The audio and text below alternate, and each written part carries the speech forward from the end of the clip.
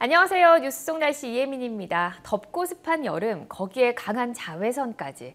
이 사계절 중 피부 고민이 가장 많아지는 시기가 바로 여름인데요. 그중에서도 무엇보다 넓어진 모공과 깊은 여드름이 여성들의 가장 큰 고민거리가 아닐까 싶습니다.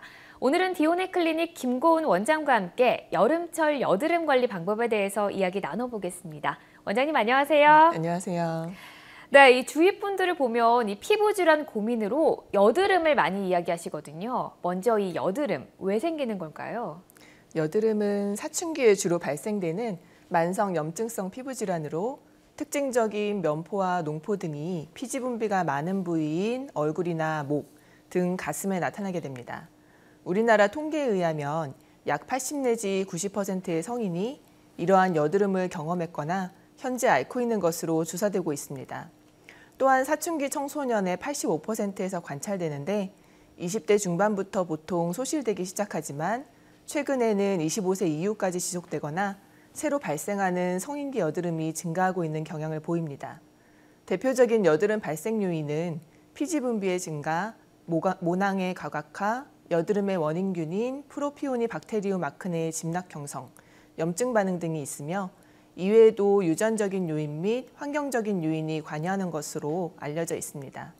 이렇게 여드름은 한 가지 원인보다는 여러 가지 요인이 복합적으로 작용하는 것으로 보입니다. 또한 예전부터 여드름을 유발 또는 악화시키는 요인으로 생각되어졌던 육류나 기름진 음식, 초콜릿 등은 여드름에 별로 영향이 없는 것으로 최근 연구 결과가 밝혀지고 있습니다. 네, 이 여드름은 또 이 덥고 습할수록 증세가 더 심해진다고 하는데요. 이유가 있을까요? 여름철에는 피지와 땀의 분비가 증가하게 되는데요. 우리 몸의 체온이 1도 높아질 때마다 피지 분비는 10% 정도 늘어나게 됩니다. 그래서 더운 여름에는 피지 분비가 더 많아지게 되는 것입니다. 피지 분비가 증가하게 되면 각질층 안에 피지가 정체되면서 면포를 형성하기도 하고 피부 속에서 염증이 발생하면서 농포로 진행되기도 합니다. 또 여름철에는 늘어난 자외선 조사량과 땀으로 피부 자극이 되어 여드름이 더 심해질 수 있고 선크림이나 유분기 많은 화장품들로 인해서 모공이 막혀 여드름으로 인한 피부 염증이 더 심해질 수 있습니다. 그리고 자주 또는 오랜 시간 동안 물놀이를 즐길 경우에도 피부 트러블 위험에 노출될 우려가 있는데요. 보통 수영장에서는 소독제가 섞여 있는데 이에 오랜 시간 노출되면 피부 표면이 파괴되어 피지 분비를 과다하게 촉진시킬 수 있습니다. 네, 그렇군요. 그런데 저 같은 경우에는요, 이렇게 붉어지고 염증이 있는 여드름보다는 좁쌀처럼 이렇게 하얗게 올라오는 여드름이 자주 발생하거든요. 네. 이렇게 여드름은 사람마다 그 종류나 형태, 또 증상이 다 다른데 여드름의 종류별 증상에 대해서도 좀 자세하게 알려주세요. 네. 여드름은 크게 성인 여드름과 사춘기 여드름으로 구분할 수 있는데요.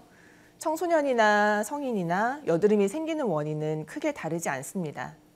피지 분비량이 많고 모공이 막혀 여드름이 생기는 것인데 다만 성인의 경우에는 모공을 막는 근본적인 이유가 다릅니다. 청소년은 2차 성징에 따른 성호르몬의 영향으로 과도한 피지 분비 자체로 모공이 막히게 되는 반면에 성인의 경우에는 스트레스와 생활습관, 화장품 오남용 등 피지 분비를 늘리는 요인이 매우 다양합니다. 여드름이 생기는 부위도 차이가 있는데 청소년은 이마와 코 등 T존에 주로 생기지만 성인은 볼과 턱 등 U존에 많이 생깁니다. 여드름의 형태도 청소년은 초기에 좁쌀처럼 생겨서 고름이 생기는 화농성 여드름으로 진행하는데요. 성인은 처음부터 화농성 여드름으로 생기는 경우가 많고 피부 진피층에 노폐물이 쌓여 있는 경우가 많아서 청소년보다도 피부 재생력도 떨어집니다. 네, 청소년과 성인의 여드름 부위가 다르군요. 네. 성인은 유존에 여드름이 많이 난다고 하셨는데요. 네, 요즘같이 더울 때 여성분들 화장을 하게 되면 끈적거리는 피부에 이 파우더 가루까지 들러붙어서 정말 괴로운데요.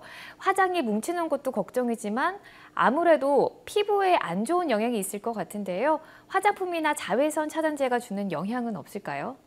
여드름이 심한 지성 피부의 경우 자외선 차단제를 바르면 피부가 더 번들거리는 것처럼 느껴져서 피부에 해가 될까 걱정하는 분들이 계십니다.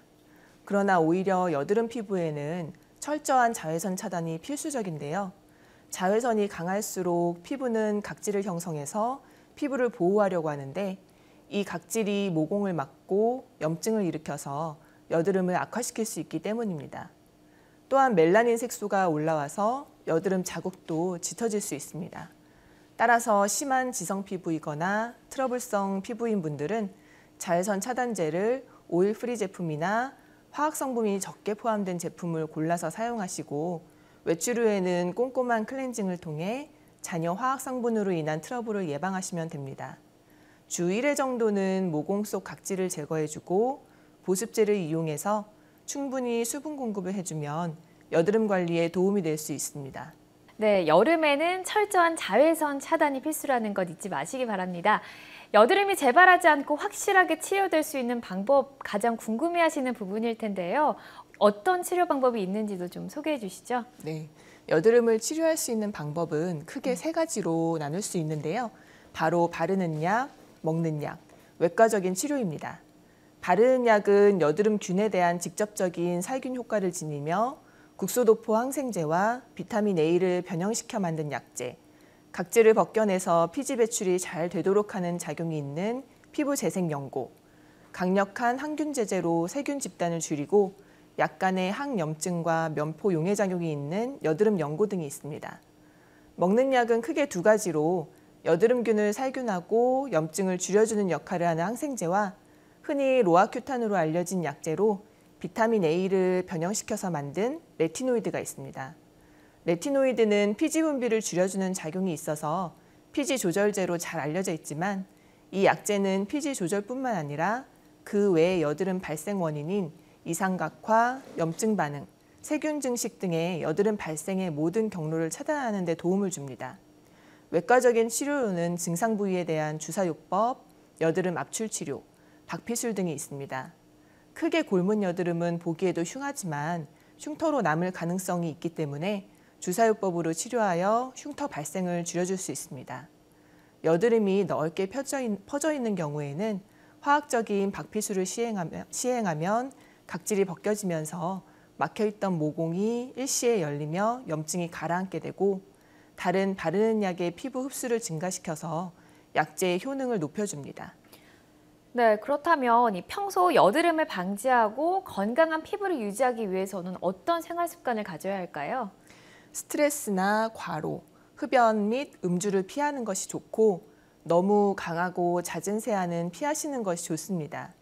턱을 괴고 있는다든지 엎드려서 자는 것 등 얼굴에 압박을 가하거나 마찰과 같은 기계적인 자극들도 여드름을 심하게 발전시킬 수 있어서 피하는 것이 좋고 함부로 손을 이용해 짜는 것은 여드름 염증을 유발시키고 흉터를 남기기 쉽기 때문에 피해야 합니다. 스트레스는 풀면서 충분한 수면 등을 통해서 신체 휴식을 적절히 취해주는 것이 여드름 예방에도 좋습니다. 수면 부족은 정상적인 성장 호르몬에 의한 피부 재생 기능을 제대로 이루어지지 못하게 하고 각질을 방치하고 피부에 영양 공급이 부실하게 돼서 염증이 잘 생기게 합니다. 강한 비누로 지나치게 세수하면 오히려 피부에 자극이 되는 경우가 많기 때문에 피하셔야 합니다. 화장품이 피부에 닿아 있는 시간을 줄이는 것, 즉 화장을 하고 있는 시간을 줄이고 깨끗하게 지우는 것이 좋고 지나치게 기름이 많거나 모공을 막는 화장품, 마찰이나 기계적 자극, 과도한 땀 분비 등이 여드름을 악화시킬 수 있습니다. 네, 오늘 말씀 고맙습니다. 네, 뉴스 속 날씨 오늘 준비한 소식은 여기까지입니다. 시청해주신 여러분 고맙습니다.